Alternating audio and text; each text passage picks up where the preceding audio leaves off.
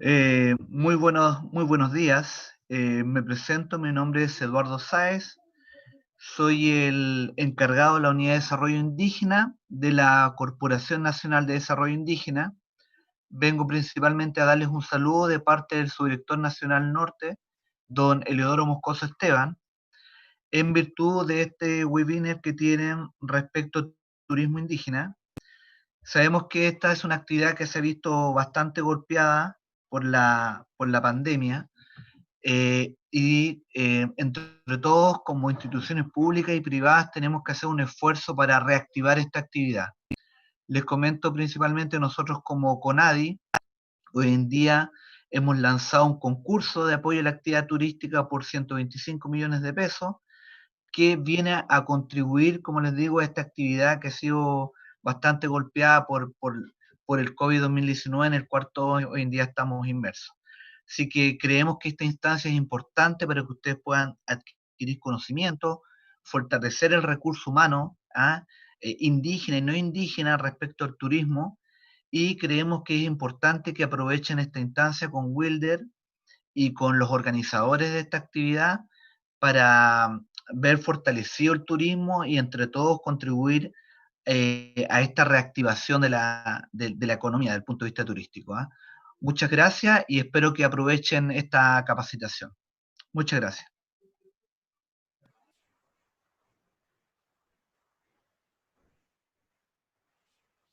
Muchas gracias, Eduardo, por tu saludo, por tu participación y la importancia también de los servicios públicos como la CONADI para la reactivación turística también de nuestras comunidades indígenas. Así que dar las gracias y también dar la bienvenida a todas las personas que nos están viendo a través de su casa, ya para iniciar esta segunda webinar de este ciclo de 3 webinars que hemos hecho con el equipo del PER de Escureta Marugal, siempre enfocado con un objetivo principal, que es la reactivación en tiempos de COVID. Entendemos que la actividad turística ha tenido que adecuarse y evolucionar en un escenario en el cual no lo teníamos presupuestado. Entonces, hemos generado las estrategias necesarias para poder colaborar y entregar las mejores herramientas a los empresarios turísticos de nuestra provincia del Tapurugal para poder desarrollar su actividad de la mejor manera. Bueno, en ese camino, en esa senda, es por lo cual que hemos convocado el día de hoy a un amigo de la provincia del Tamurugal, a un amigo de la región. Él es el economista Wilder Mamani Kika, goza de alrededor de 14 años de experiencia en la temática de reactivación territorial, generación de experiencia y creación de experiencias turísticas ligadas al turismo comunitario, indígena o andino. ¿Ya? Ha trabajado tanto en los sectores del Colca, Perú, en Arequipa, y también acá en la región de Tarapacá, asesorando a diferentes comunidades indígenas en cómo generar estrategias económicas para la reactivación o el fomento productivo de sus actividades turísticas. Así que, bueno, sin más preámbulos y darle las gracias también, quiero dejar con ustedes al economista y amigo también de acá de la provincia del Tamarugal y de las comunidades indígenas de nuestra región, a Wilder Mamani. Muchas gracias, Wilder, gracias por asistir a esta invitación. Entendemos que estaba en tu fiesta allá del Perú, así que las dobles gracias por asistir a esta invitación, Wilder.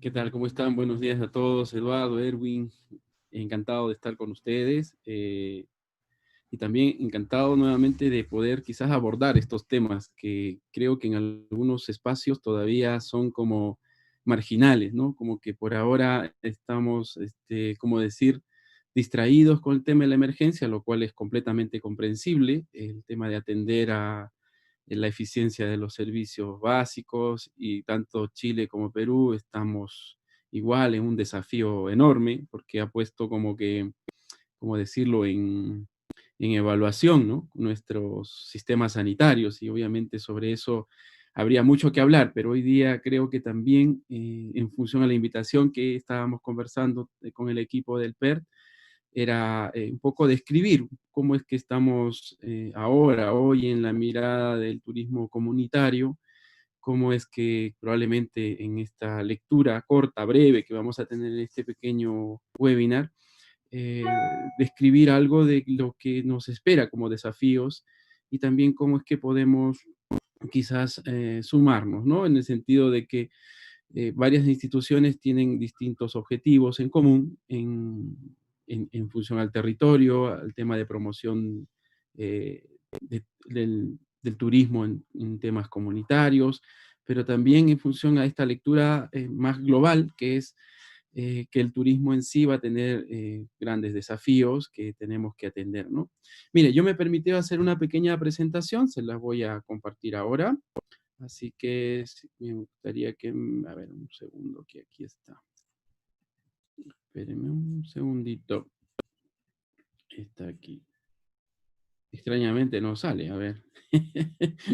Espérenme, por favor. A ver, hay algo aquí. Ya, ahora sí. Quizás como para ir haciéndola. Ah, ok, aquí está. Si se ve bien, ¿sí? Muchas gracias.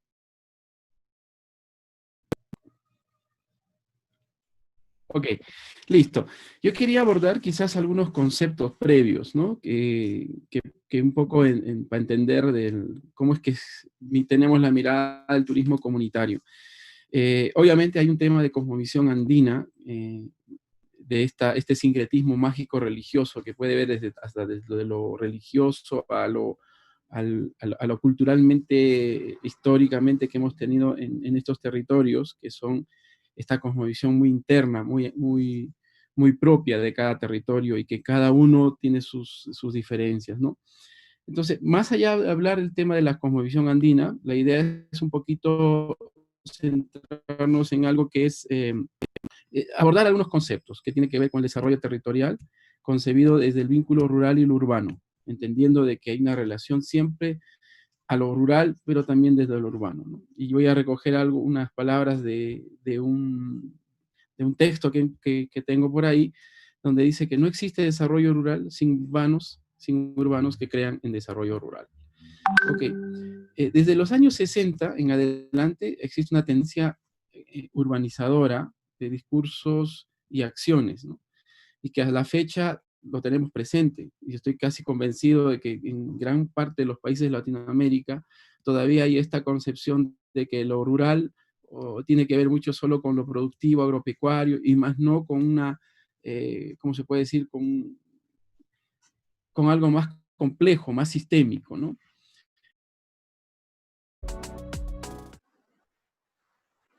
Ya, continuando un poco con la presentación, estábamos hablando de que desde los años 1960 en adelante había una tendencia urbanizadora, tratando de alguna forma invisibilizar los mundos rurales. Y creo que eso ha sido como que muy moneda común en toda Latinoamérica, ¿no? Y probablemente existe, y algo que está como que suelto, es que existe una conexión urbano-rural que siempre ha estado presente, que algunas veces o muchas veces se ha querido negar. Desde lo rural, obviamente entendemos que existe se debe tener una tendencia a hablar de una nueva ruralidad, una nueva forma de ejercer esta ruralidad, y es que tenemos una transformación continua, ¿no? Que es cultural, económica y demográfica, con migraciones de ambos lados, presencia de grandes empresas en algunos territorios, y etcétera, con todos los conflictos y temas que vienen en el camino, ¿no? Tenemos una transformación continua, existe un desarrollo agropecuario dentro de los nuevos sistemas de producción, relaciones de intercambio, etcétera. Existe también un cambio de patrón alimentario y esto tiene que ver también con esta movilización urbano-rural que imprime nuevos patrones de consumo, temas alimenticios y también otros temas, ¿no? Existe una diversificación de los medios, acceso a educación, etcétera, que hace que los patrones de comportamiento de los ciudadanos sean distintos y se incorporen nuevos elementos, ¿no? Que pueden ser tanto urbanos y rurales. Existe una mixtura de identidades. Tenemos economías más interconectadas y en el caso de Chile creo que es como que más marcado porque las distancias no son tan amplias. Yo creo que las distancias más amplias son máximo a 6 horas en carretera, que creo que es mucho. probablemente en territorios como el Perú es mucho más grande, en Bolivia también, en Argentina también, dentro de lo que hemos conocido, ¿no? Y existe algo que ha estado en constante crecimiento, que son las ciudades intermedias, que son ciudades donde tienen bienes y servicios que de alguna forma marcan una tendencia en el progreso de unos territorios rurales. Entendiendo estos pequeños conceptos y mirando el turismo rural desde el desarrollo rural como concepto, tenemos que desde de los objetivos de desarrollo sostenible que están presentes y aún vigentes, 169 metas, de las cuales se tiene conocimiento, 132 son vinculantes al mundo rural.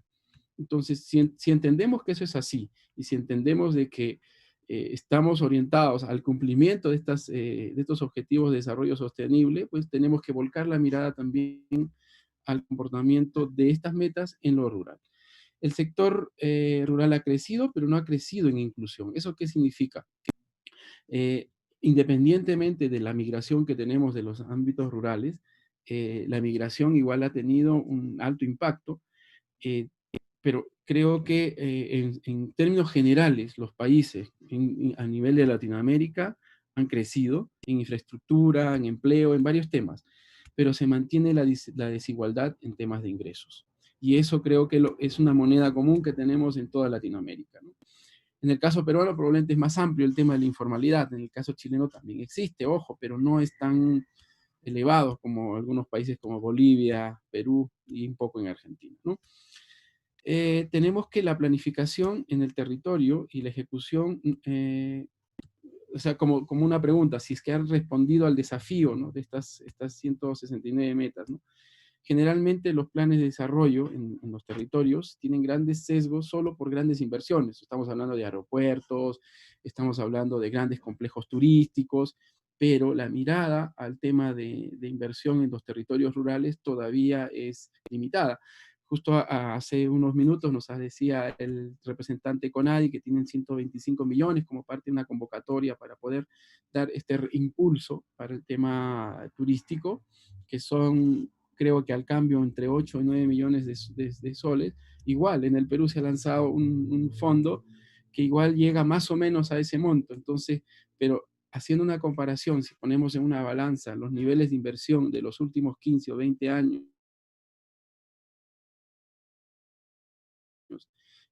y fortalecimiento de iniciativas turísticas en el medio rural, o en el medio de comunidades con un contenido identitario propio, en realidad no es tan fuerte, ¿no? Okay. Bueno, el territorio es dinámico y se reinventa, y eso creo que Julio Verdaguer lo tuvo muy claro, en el sentido de que todos los territorios se adaptan a lo que tenemos, y hoy esta emergencia sanitaria nos obliga a adaptarnos, ¿no? Pero también hay algo que es interesante. Hablábamos, hace un momento tocábamos un concepto de ciudades intermedias, ¿no? Pero creo que es importante también asumir de que no solo se trata de invertir en grandes ciudades, sino en ciudades que puedan marcar cierta senda en algunos territorios que genere más progreso a los territorios rurales, ¿no? Y esos son espacios de intercambio entre rural y urbano, y esos son las ciudades intermedias. Los territorios son ese caldo de cultivo donde constantemente se construye una sociedad y se construye una unidad de identidad propia. Y lo tenemos presente. Creo que el norte de Chile, el centro y el sur, y algunos territorios más, probablemente con un arraigo identitario más notorios, son los que de alguna forma tienen mayores elementos para que este progreso tenga mayor contenido, ¿no? Pasamos a un punto que es crítico, ¿no? Que los fenómenos globales y su impacto en lo rural. Estamos hablando como ¿cómo estábamos antes de esta emergencia sanitaria? Igual no estábamos bien. ¿Qué cosa teníamos antes del COVID?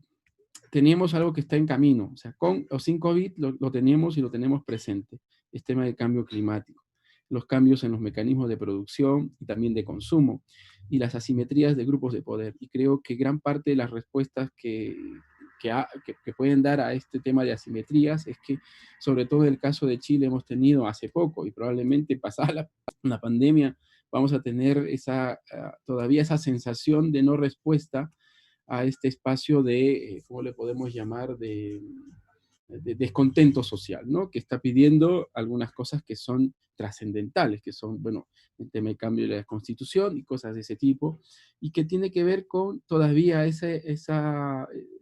¿cómo se puede decir?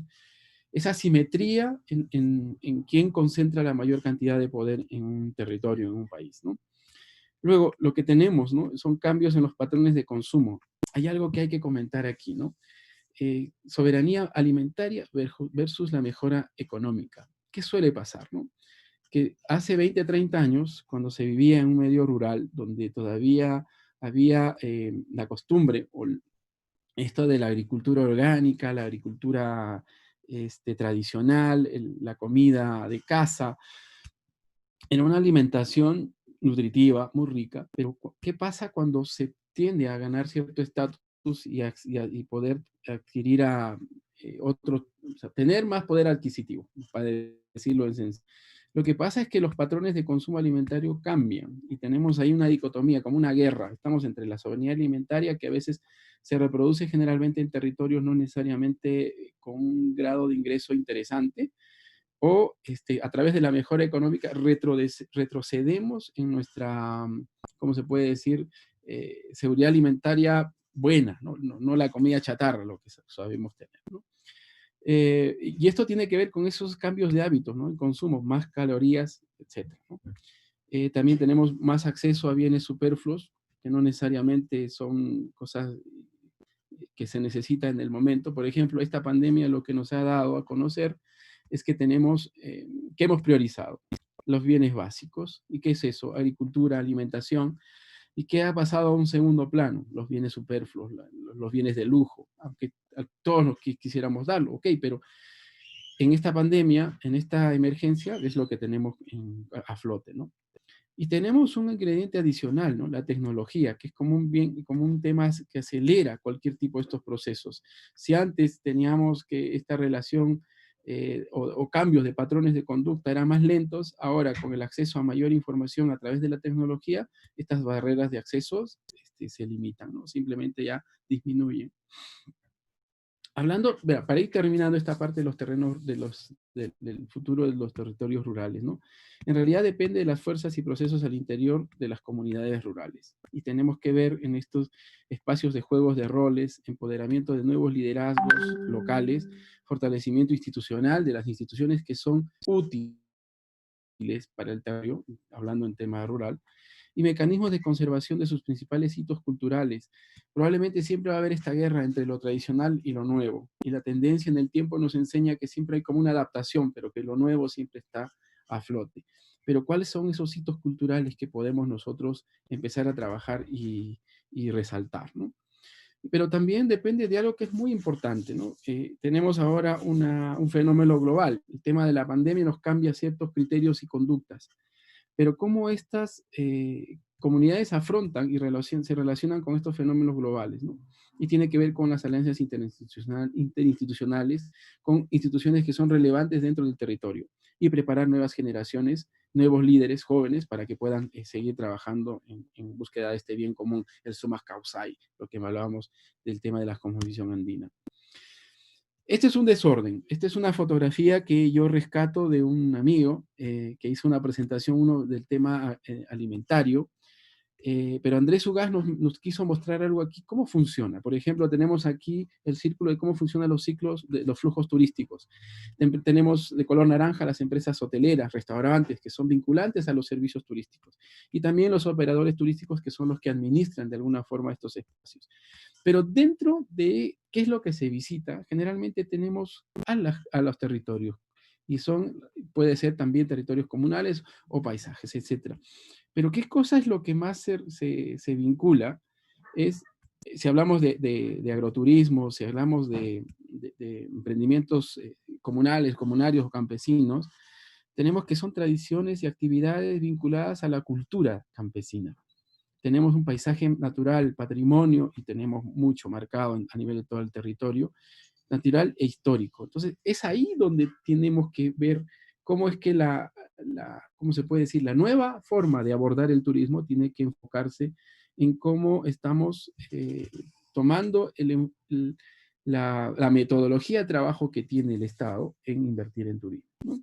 Obviamente no se deja de lado el turismo de playa, el turismo de convenciones, turismo de todo, en todos los conceptos. No vamos a ahondar eso, vamos a hablar un poco más del tema turismo rural y el tema del turismo comunitario, que se vincula generalmente a sus territorios, a paisajes, a patrimonio individuales y también a patrimonios colectivos, ¿ok? Pero el principal impacto de esta pandemia, lo que tenemos es que las poblaciones rurales, sobre todo en las poblaciones rurales, es que regresen a, a un tema irreversible de regresar a puntos más bajos de pobreza. Y eso es lo que probablemente tenemos que enfocarnos, a lo que nos llama hoy. El tercer punto, y creo que es la parte fuerte de este webinar, es ¿cuál es el nuevo modelo de negocio para emprendimientos rurales, ¿no? Si hablamos de emprendimientos de turismo rural comunitario o turismo comunitario. Son varios conceptos que al final tienen un mismo enfoque. Esta es una lámina que se hizo para empresarios turísticos españoles, ¿ya? Pero que describe de alguna forma el fenómeno global. ¿Qué viene de este año, no? Por ejemplo, las principales actividades que se relacionan al turismo, que son restaurantes, viajes, alimentación y hoteles, sobre todo en el caso de, menos que alimentación, sino temas vinculados al turismo, todos están en caída. ¿Eso qué significa? Que a lo que era normal tener en comparación a los otros años en promedio, simplemente el tema de restaurantes cayó, el tema de viajes, como propiamente dicho, por el cierre de fronteras y por un tema sanitario, cayó, pero describe una ligera mejoría a partir de noviembre de este año, pero solo en funciones, temas básicas, ¿no? Y el tema de, igual, el turismo internacional, según esta lámina, en diciembre como que de alguna forma se retoma, pero probablemente más por un tema de las fiestas Pascuas de Navidad, ¿no? Algo que creo que es importante, ¿qué es lo que tenemos actualmente, ¿no? Que probablemente muchas de las proyecciones que teníamos para el 2020 simplemente han sido desechadas porque nadie tuvo previsto que esta pandemia iba a llegar y con tanta fuerza. Tenemos mucha incertidumbre en saber cuándo los turistas van a regresar.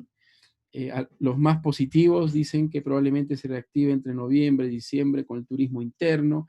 Otros hablan del próximo año con el turismo receptivo, con todos estos protocolos de seguridad, etc. Pero igual existe incertidumbre. No existe certeza plena de cuándo es que esto se va a dar. Y aquí hay alguna pregunta que surge importante, ¿no? Si bien es cierto, ahorita todos los estados, sin excepción, están preocupados a un 99% en atención de la emergencia, la pregunta es, ¿cómo es que va a apoyar el Estado o los diversos estados para reactivar este sector? Pero más allá de la pequeña y gran empresa vinculada al turismo, es cómo es que el Estado también va a inyectar recursos para el turismo rural comunitario, ¿no? Entonces hay mucha incertidumbre, independientemente de los esfuerzos que hace la CONADI, de los esfuerzos que hacen programas como el Descubrete a Marugal, como el Corfo y etcétera, otras instituciones dentro de Chile y también en toda Latinoamérica. Lo que tenemos es que todavía no hay certeza por dónde abordar el problema, ¿no? Si bien es cierto, están trabajando el tema de los protocolos sanitarios, pero todavía existe mucha incertidumbre, ¿no? Sobre todo, mucha gente probablemente van a exigir un pasaporte adicional, que va a ser un pasaporte sanitario, ¿no? Como decir, fui vacunado y estoy libre del COVID.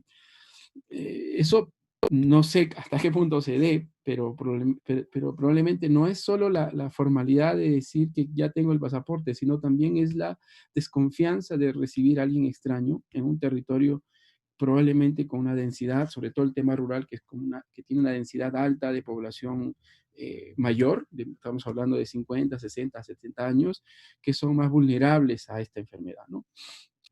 Otro de los temas importantes es el tema de los incentivos, ¿no? Independientemente de la metodología de impulso que tengan los estados, es qué tipos de incentivos van a dar. ¿Son incentivos monetarios? ¿Son préstamos a costo cero, etcétera? Esa estrategia todavía no está muy clara, ¿no? Los incentivos, subsidios, etcétera. Viejos problemas en la agenda presente, ¿no? De alguna forma todavía en el mundo rural está esto de la informalidad. No es tan fácil trabajar en Iquique, en una agencia operadora de viajes, que en un territorio rural como Mamiña, como vinculado a un centro quizás no tradicionalmente turístico que quiere implementar el tema turístico, entonces tiene algunos desafíos todavía por cumplir, ¿no? Tenemos que todavía está presente en los territorios una escasa coordinación interinstitucional. ¿Eso qué significa? Que coincidimos en el acto, pero no coincidimos en la planificación. Y eso es muy importante. Yo creo que de alguna forma quien tiene que poner la música para que bailen al ritmo son los territorios y los liderazgos que existen en los territorios para sentar a las instituciones que trabajan en ellos y empezar a trabajar un plan con un enfoque en función a un objetivo común, ¿no? Y no solo de cumplir metas y resultados de las instituciones las cuales tienen también esa, ¿cómo se puede decir?, ese encargo de poder trabajar en el territorio. Y eso implica todavía algo que sí está presente en el territorio, y es esta debilidad en la planificación local. A ver, existen planes de desarrollo a nivel de todas las comunas, y sin eso obviamente no pueden funcionar. Y este COVID ha obligado a replantear estos planes de esta planificación.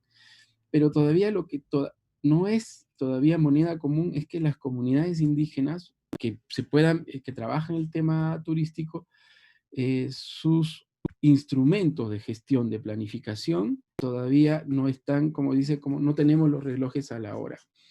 Y hablar de una planificación a nivel de territorios, no solo de un pequeño territorio del cual es probablemente propio de una comunidad, sino de varias comunidades y que hablen sobre un objetivo común y de actividades comunes y también para solicitar inversión a las instituciones que pueden impulsar estos procesos.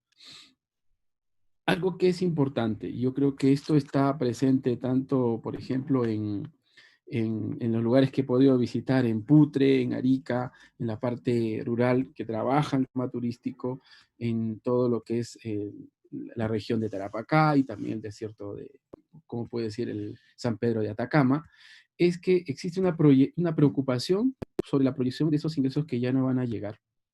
Y muchos de ellos, ¿por qué? Porque muchos emprendedores, medianos, pequeños, etcétera, para poder mejorar sus emprendimientos, han contraído deudas con entidades financieras.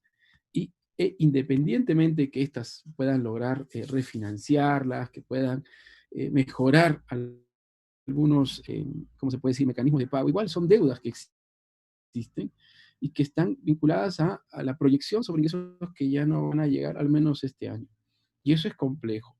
Y eso creo que hay que empezar a conversar entre los emprendedores y también entre las comunidades, y a ver cómo es que reflotamos para que esta gran industria, que es la industria sin chimenea como el turismo, no tenga esta tendencia a desaparecer, que es lo más riesgoso que puede tener. Existe una escasa información de autoridades, sí, es cierto, las comunas, los ministerios, etcétera, y en sí también lo que se ha ido dando, lo que se ha ido viendo, es que de alguna forma existe información sobre la enfermedad y creo que se han activado ciertos protocolos. Algunos territorios han sido fuertemente atacados. Por ejemplo, en el caso de Mamiña hubo un foco infeccioso bastante amplio que felizmente de alguna forma se ha logrado controlar, pero esa información de cómo afrontarlo ha sido como que de alguna forma medianamente tardía, ¿no? Podemos discutir sobre el tema, pero no estamos tanto para discutir sobre cómo lo hizo. No se trata de llorar sobre la leche derramada, sino cómo lo tomamos como punto de apoyo para seguir adelante. El distanciamiento social como tal, obviamente como se puede decir, hecho que reuniones tan comunes que eran para poder planificar y coordinarse no hayan podido dar, a pesar de que tenemos la tecnología como espacios como este. Pero todavía en algunos territorios, a pesar de que hay buena señal de internet, etcétera, todavía no hay este manejo de esta educación tecnológica para poder acceder a estos tipos de espacios, ¿no? Eso todavía es un desafío. Yo creo que se ha ido superando poco a poco, pero sigue siendo un desafío. Existe un escaso acceso a comunicación por medios tecnológicos, lo que decía, ¿no? Hay algo que es importante y me ha pasado aquí en 2 territorios en el Perú y sobre todo también conversando con algunos amigos en Mamiña, es que existe una desconfianza sobre ese turista o que puede ser un extraño y no sabemos si a lo mejor puede ser un agente de riesgo y de contagio. Y no es solo con el que trabaja en turismo, sino es aquel vecino que vive y que no trabaja en turismo, pero que probablemente por ahora no quiere tener turistas en su comunidad. Y eso es algo que hay que abordar y que tenemos que, de alguna forma, empezar a desarrollar algunos mecanismos de diálogo y también algunos protocolos que puedan ser también, que convenzan a la población de que va a haber cierto manejo y control de ese tipo de, de eventualidades, ¿no? Tenemos todavía barreras aún presentes, ¿no? Mecanismos de conservación en los principales hitos culturales. Yo creo que esto está en toda Latinoamérica, ¿no? Que algunos hitos culturales de alguna forma están desapareciendo.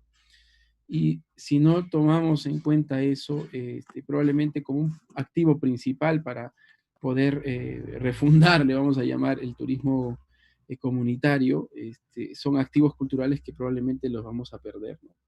Y cómo es que también nos adaptamos en función a esta nueva pandemia. Algo ya para finalizar es lo que tenemos actualmente posterior a esta pandemia, es que vamos a tener un nuevo tipo de turistas, ¿no? Un nuevo perfil de turistas. Y de alguna forma puede ser una oportunidad, pero también sigue siendo un problema. ¿Y de qué hablamos cuando hablamos de un nuevo perfil de turista? Es que tenemos cambio de gustos. Probablemente el turista nuevo ya no va a preferir lugares muy, con mucha gente, de mucho hacinamiento de personas. Hay una tendencia probablemente en los próximos años a reducir los gastos en hacer turismo, propiamente dicho, por esta incertidumbre y por lo que también nos está golpeando económicamente a todos y hemos preferido ahorrar para poder subsistir. Se va a requerir más protocolos de seguridad y eso implica también costos adicionales a los operadores de turismo en poder implementar estos protocolos de seguridad y de salud. El tema de austeridad creo que está presente. Hay que tener en cuenta de que esta sensación de no sentirse seguros y no saber qué va a pasar después, o que si esta tendencia de rebrote probablemente vuelva a aparecer el 2021, está presente y va a seguir hasta que no tengamos claridad de cómo es que se está manejando esta pandemia, ¿no? Probablemente hay un nuevo producto que va a ser puesto con más fuerza, el tema de seguros de viaje vinculados al tema de salud, y eso implica también en que las empresas aseguradoras van a exigir algunos protocolos, como lo dijimos, ¿no? Estos requerimientos de salud en los emprendedores, ¿no? Los operadores de turismo, los restaurantes, los hoteles, etc. Después de esta pandemia, obviamente el mundo está cambiando. El turismo en masa va a cambiarse probablemente temporalmente por esta primera fase a turismos de exclusividades, de territorios que sean burbujas, donde se esté declarado que el COVID no existe o no está, o que ha sido controlado eficientemente.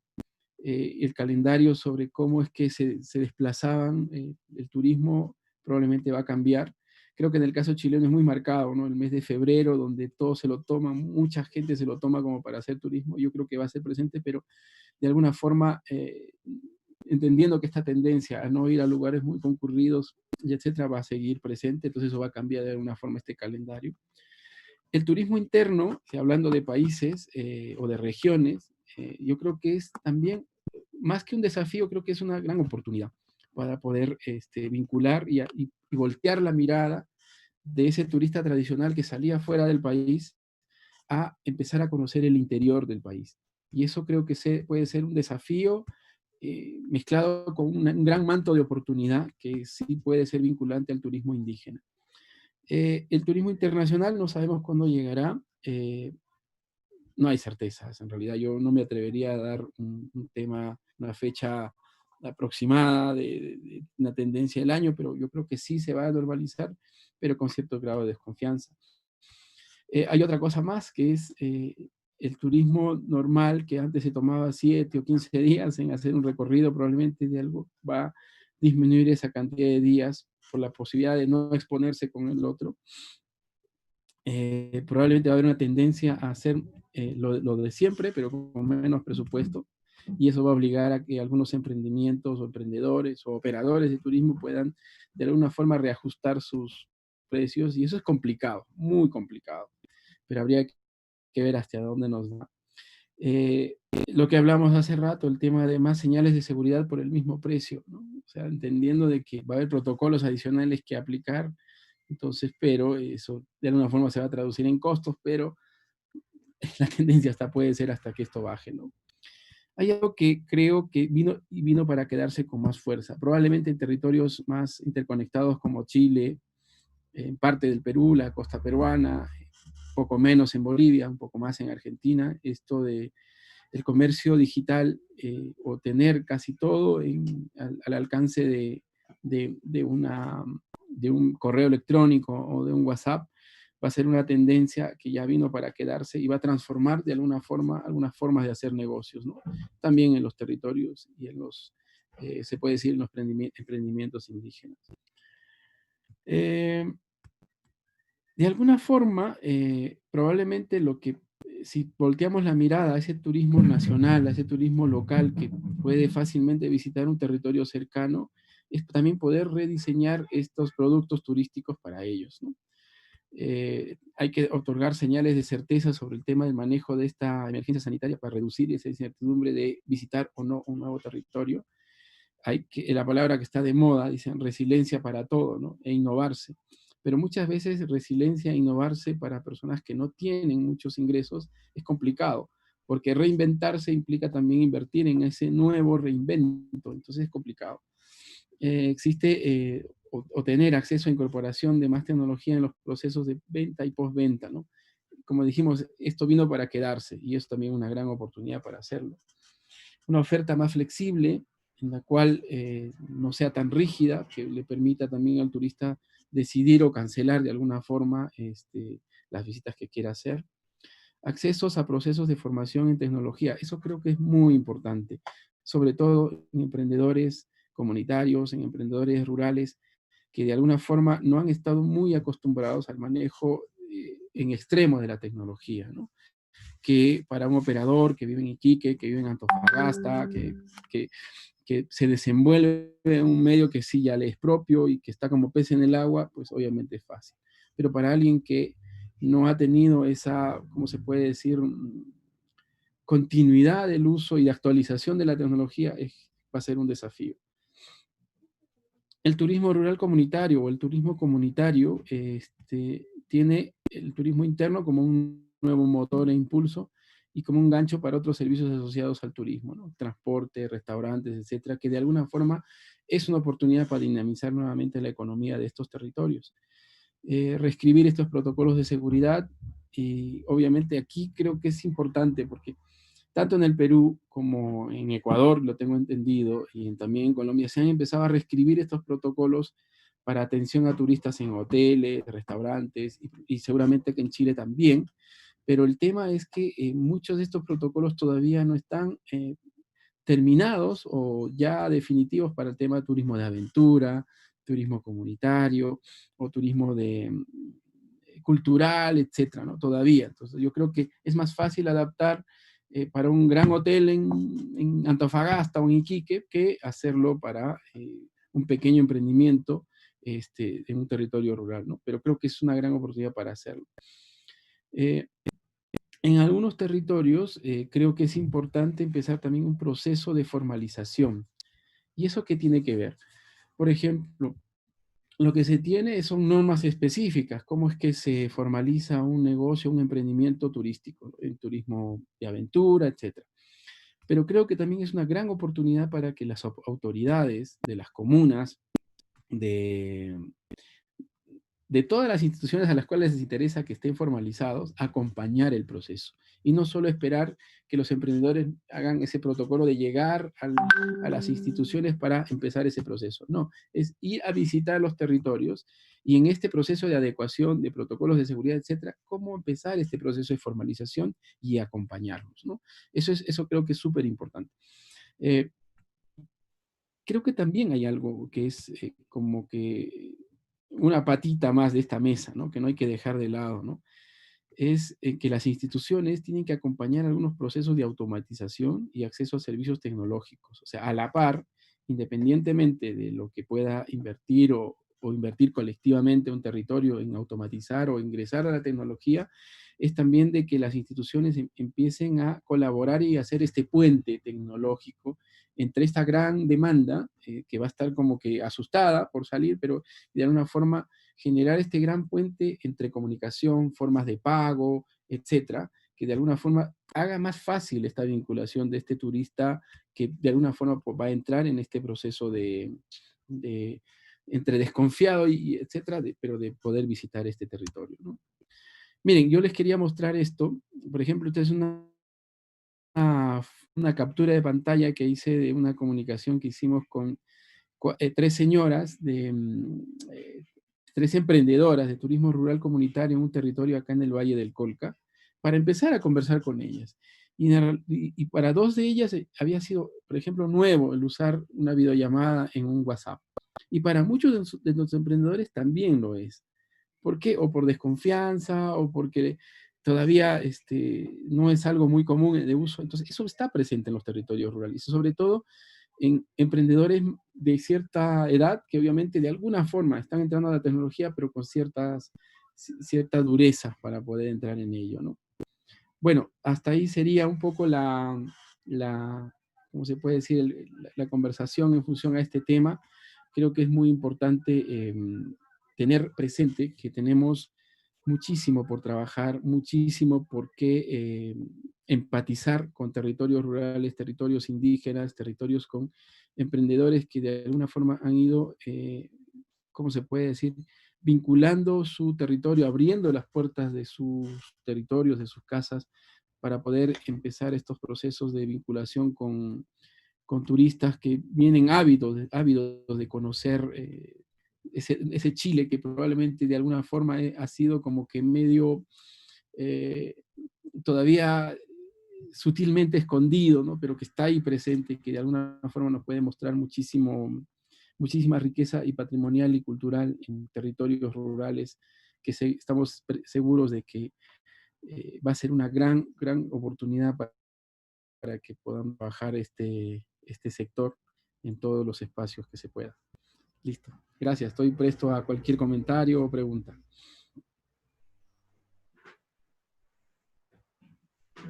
Gracias, Wilder, por tu presentación, por compartir también tu experiencia, que está muy coordinada también y asociada y ligada a los emprendimientos que tenemos en la provincia del Tamarugal.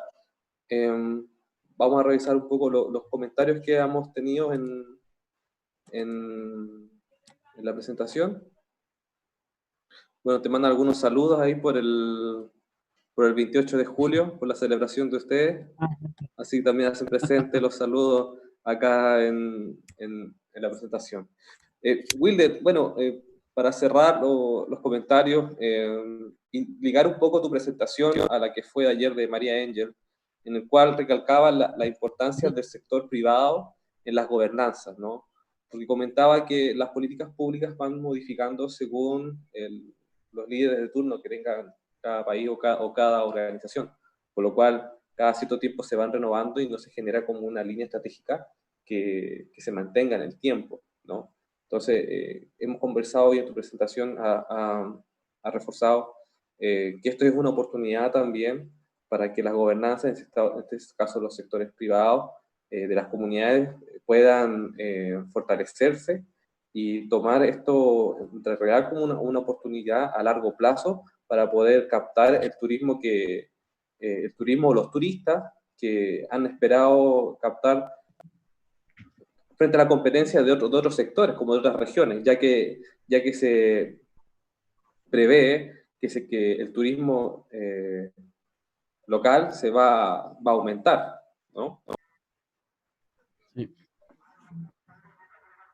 Sí, mira, en esencia lo que tenemos es que es una gran oportunidad en realidad, quizás para formatear un poco la forma como hemos estado desarrollando el turismo en los territorios donde existen comunidades indígenas y que de alguna forma necesitan ¿cómo se puede decir? Un nuevo enfoque de cómo es que se relacionan también con la empresa privada. porque lo que tenemos es que los grandes operadores, obviamente, en su legítima forma de ejercer su forma de trabajar, muchas veces han dejado de lado a las comunidades indígenas, o como de alguna forma visitan el territorio, toman buenas fotos, agradecen, disfrutan, pero lo que se queda en términos monetarios en el territorio es muy poco. Entonces, como creo que es una gran oportunidad para, eh, ¿cómo decirlo?, empezar a escribir un nuevo modelo de relacionamiento con la empresa privada, quizás con el alero más de instituciones públicas que sí puedan acompañar y hacer este puente comunicacional con la gran empresa privada. Mira, hay un ejemplo que a mí sí me molestaba mucho, es que, por ejemplo, algunos operadores de Santiago vendían un paquete turístico en, no sé, vamos a hablar, $500,000, ¿no? De un día o 2 días para visitar un territorio, ¿no? Voy a poner un monto absurdo. Pero ¿qué resultaba? Que a medida que ya iba llegando el turista a los territorios e iba consultando y hablando con los emprendedores, pues los precios eran mucho menos inferiores a lo que habían pagado por ya no era un operador, ya era como un broker, ¿no? Hay que hablar el concepto como tal. Pero creo que en este nuevo momento es la oportunidad de formatear algunas cosas y de también retomar algunos viejos problemas, ¿no? ¿Por qué es que las comunidades indígenas desconfían de los grandes operadores?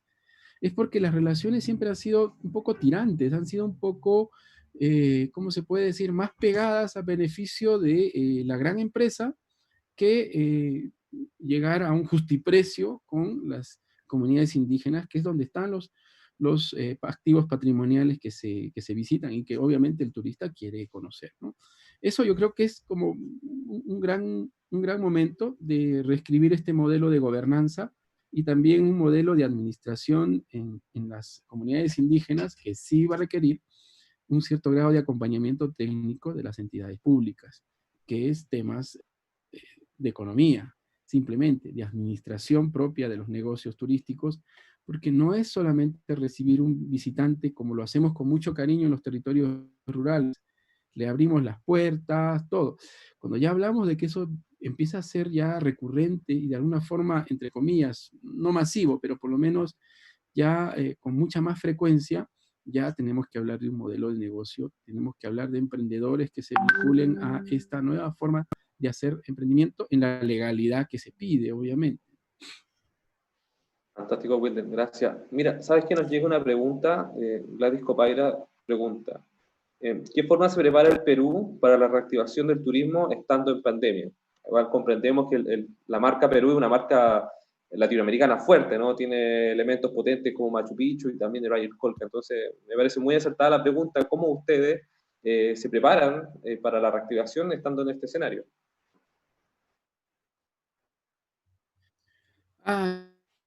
Te diré que es complicado, porque el Estado peruano en este proceso de recuperación económica ha dado, por ejemplo, ha adoptado varios frentes de ataque. Uno de ellos es, por ejemplo, fuentes de financiamiento a través de la banca privada para rescate de empresas en general, ¿ya?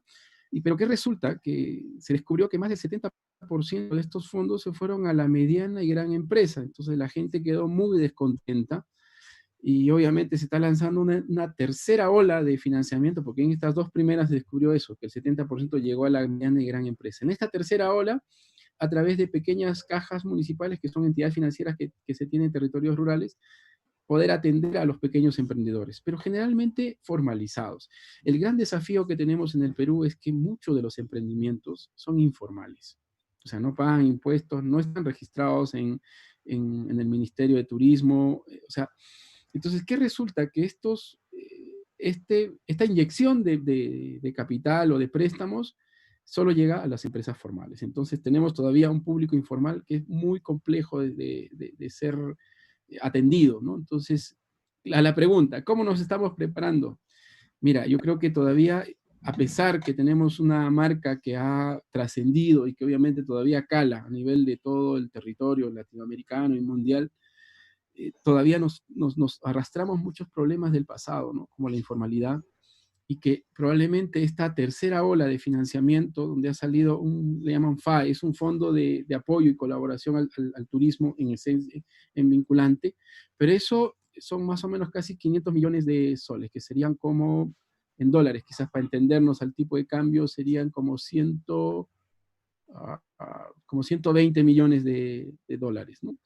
Y que de alguna forma lo que quiere es igual ser garantía de crédito, o sea, ni siquiera es fondo no reembolsable, son fondos para recuperar para los emprendedores en turismo. Es muy difícil. Yo creo que, entendiendo que sí tenemos una gran oportunidad para trabajar con turismo rural comunitario, turismo comunitario, todavía tenemos esta desconfianza que creo que cruza transversalmente a todos los países de Latinoamérica, de todavía no querer salir de sus casas, de todavía no hacer lo que hacíamos siempre, ¿no? Que era vincularlos al tema, con mucha más naturalidad al tema del turismo, ¿no?